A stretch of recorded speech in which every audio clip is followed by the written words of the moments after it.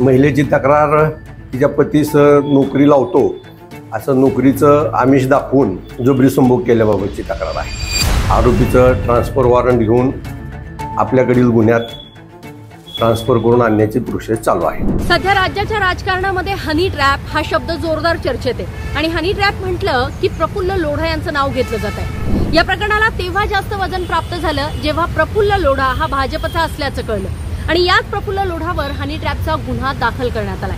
हा गुन्हा मुंबईमध्ये सुद्धा दाखल आहे आणि त्याला अटक सुद्धा झाली आहे। नाशिकच्या हनी ट्रॅप प्रकरणामध्ये अनेक वरिष्ठ सरकारी जे अधिकारी आहेत किंवा नेते अडकल्याची जी चर्चा आहे आणि या संपूर्ण प्रकरणाची पाळमुळं ही आता जळगावपर्यंत पोहोचली। जळगाव जिल्ह्यातल्या जामनेर इथला रहिवासी असलेल्या प्रफुल्ल लोढावर मुंबईमध्ये सुद्धा 2 गुन्हे दाखल करण्यात आले आणि या संपूर्ण प्रकरणावरनं राजकीय आरोप प्रत्यारोप पाहायला मिळतात। एकीकडे शिवसेना ठाकरे गटाचे नेते संजय राऊत यांनी हनी ट्रॅप प्रकरणामध्ये फोटो ट्विट करत सीबीआय चौकशीची मागणी केली आणि हे प्रकरण इतक्यावरच थांबलेलं नाहीये, तर याच प्रफुल्ल लोढाचा पुण्यातला कारनामा सुद्धा उघडकीस आलाय। पुण्यातल्या बावधन पोलीस स्टेशनमध्ये प्रफुल्ल लोढाच्या विरोधात बलात्काराचा गुन्हा दाखल करण्यात आलेला आहे। हे प्रकरण नेमकं काय आणि पोलीस या संदर्भात काय माहिती देत आहे ऐका। बावधन पोलीस स्टेशन हद्दीत 17 जुलै रोजी प्रफुल्ल लोढा यांच्या विरोधात बलात्काराचा गुन्हा दाखल झालेला आहे। सदर गुन्ह्यात तपास चालू आहे। आरोपी सध्या मुंबई पोलिसांच्या MIDC पोलीस स्टेशनच्या कस्टडीत आहे। आरोपीचं ट्रान्सफर वॉरंट घेऊन आपल्याकडील गुन्ह्यात ट्रान्सफर करून आणण्याची प्रोसेस चालू आहे। काय तक्रार आहे महिलेची? महिलेची तक्रार तिच्या पतीस नोकरी लावतो असं नोकरीचं आमिष दाखवून जबरी संभोग केल्याबाबतची तक्रार आहे।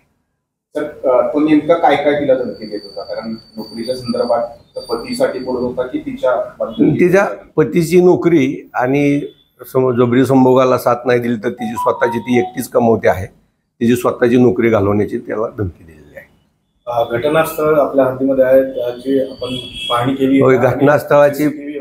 घटनास्थळाची पाहणी केलेली आहे। आपल्याकडची जी घटना आहे ही 27 मे 2025 रोजीची आहे।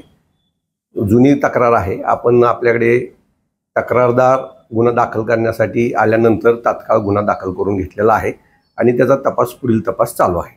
तक्रार उशिरा दाखल करायला काय आता हेचा तपास चालू आहे।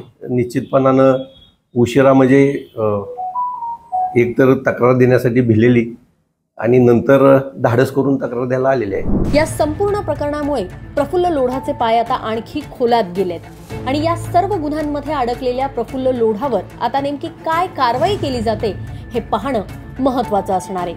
हा व्हिडिओ तुम्हाला कसा वाटला कमेंट बॉक्समध्ये नक्की कळवा। या विषयासह वेगवेगळ्या विषयांवरच्या बातम्या पाहण्यासाठी लोकमत डिजिटलला फॉलो करा। पुण्याहून अश्विनी जाधव केदारी, लोकमत व्हिडिओ।